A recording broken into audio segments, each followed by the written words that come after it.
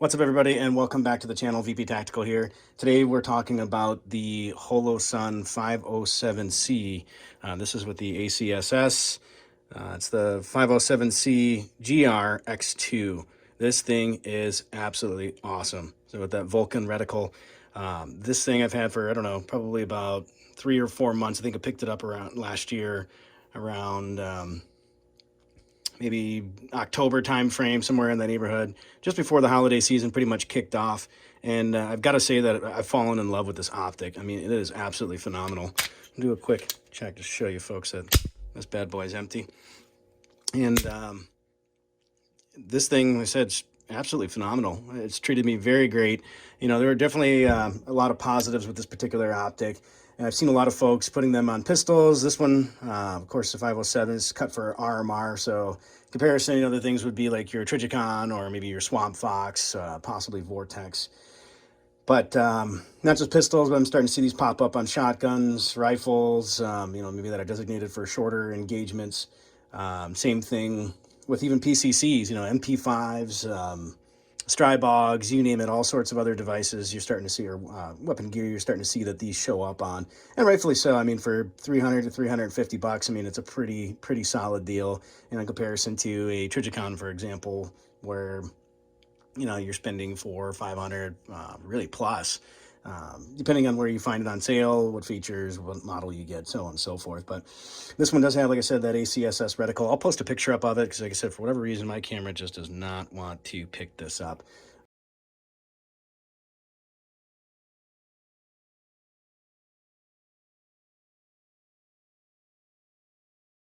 It has 2 different reticle modes, shake awake technology, which I believe it goes to sleep after 10 minutes, but of course you can adjust that too. This one, of course, also comes in red or green. Obviously, you're seeing the green model here.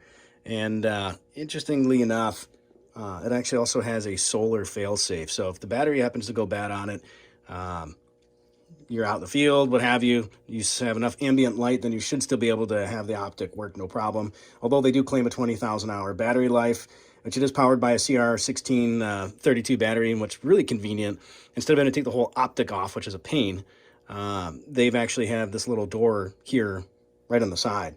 So awesome, awesome, awesome to say the least. Elevation adjustment here, windage adjustment here on this side, and then of course your brightness adjustments. Mine's actually set up on auto, so it pretty much automatically will adjust the brightness depending on the environment that I'm in. Some people might not like that. To each their own. You don't have to have that feature turned on. You can do it manually, or if you find something that's a healthy balance for day-night situations, then you could certainly do that. Body itself is made of aluminum, and it's black hard coat anodized. Something to keep in mind too with this. I mean, obviously this isn't an open emitter or open optic, and so you have to be careful of not getting crud in here, potential for weather to damage it, et cetera, et cetera. And I think there's other YouTubers out there that had reviewed this, and from what I understand, waist down, if you drop it, probably not going to do much damage. You drop it from shoulder height up, you're probably going to see some more significant damage to it that could certainly damage it. So something to keep in mind with this particular optic. But what I really like about this, and I think a lot of it depends on your shooting habits and, how often you get out and shoot and just your overall presentation with it. But thing I've noticed, and arguably call this auto-correcting, I saw that and like, okay, well, what is auto-correcting? Well, basically, as you're seeing inside the picture here, you see this ring on the outside and this little dot in the center. I know it's very hard to see right now, but I'm going to post a picture in just a moment so you can see exactly what it looks like and basically what it's set to do. There's a chevron, or it looks like a pyramid or a triangle, I guess, if you will, without the bottom piece on it. The very top tip of it set up for 25 yards. Right below it is 50 yards, and then you'll see a further distance beyond that. But point being, what I was getting at, when you see this green circle here, normally that's not something you typically see when you're shooting and when you have the reticle properly centered in there. And so after a period of time, when you keep looking at this and you pick up the weapon and you draw it, it's not uncommon for you to get it automatically centered, and I think it just becomes muscle memory or mind memory, I guess, if you will, just in terms of getting that chevron back centered versus other red dots where they may not have that feature, and you're ultimately trying to hunt and peck and look for that red dot and see if you can find it. Now, again, some people who've been doing this for a very long time, have been shooting that same optic, they might be pretty quick to pick it up. Others, maybe not. But the nice advantage, again, with that particular circle piece, or that auto-correcting feature, I guess, if you will, it basically helps you navigate to get that optic in the center of the window very quickly so you can get back on target and back at, what you were doing. So all in all, like I said, for the money, this is a pretty solid optic. Like I said, I'm very, very, very pleased with it. Multi-coated glass.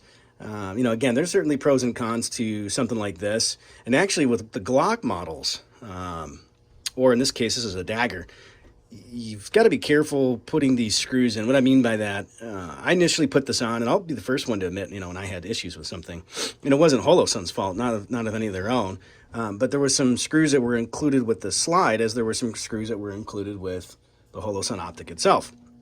And I actually ended up going through this, mounting it a number of different times, because I actually had it come loose on me twice. And using the shorter screws, it seemed to be, what was fitting. And after doing tons and tons of research and having that issue with it popping off, I ended up coming to find out that the side with the extractor, which is right here, actually needs the shorter screw, and the opposite side of the extractor needs a long screw. And since then, of course, every single time I use blue Loctite, but ever since then, I've put that on like that and been out there shooting. This thing's been an absolute dream. I have no issues with it wiggling, coming off, anything of that sort. Like I said, last time I noticed that when I did that, or at least in the beginning, when I didn't have that screw set up like that with short on the right, long on the left, it kept popping off or coming loose after, 50, 100 rounds, 150 rounds, what have you. And so that was certainly a problem, but now it's definitely rooted. It's on there. It's not going anywhere. And like I said, this thing is a pretty sweet optic for the money. Again, none of these reviews that I do are subsidized or paid for or anything else or compensated. This is just my own work, and also my own money that I put into this gear that I happen to see and find. I read reviews, a lot of reviews, read a lot of information, and generally when I find something that I think is reasonable, I'll certainly pull the trigger on it, no pun intended. But yeah, ACSS Vulcan, Holosun 507c green, X2, and again, they come in different flavors, so you can get it in red or green. And this one, and I can't remember if I had mentioned off the top of my head, but it does have 2 reticle modes as well, so you can adjust that. And again, for the money, like I said, I think this is a pretty solid optic for what it's worth. Some people might say, hey, spend the extra $150, $200 on the Trijicon, and it'll last forever. But again, depending on what you're doing with the gun and what type of usage it'll see, etc. I think everyone's got their own speed and what's going to work for them. So, at any rate, hopefully you liked my review on the Holosun 507c, and you have any thoughts, comments, definitely drop them below. Let me know what you're using, or if you have a Holosun, what your experience is with it so far, quality control, etc. I'd love to hear from everybody else.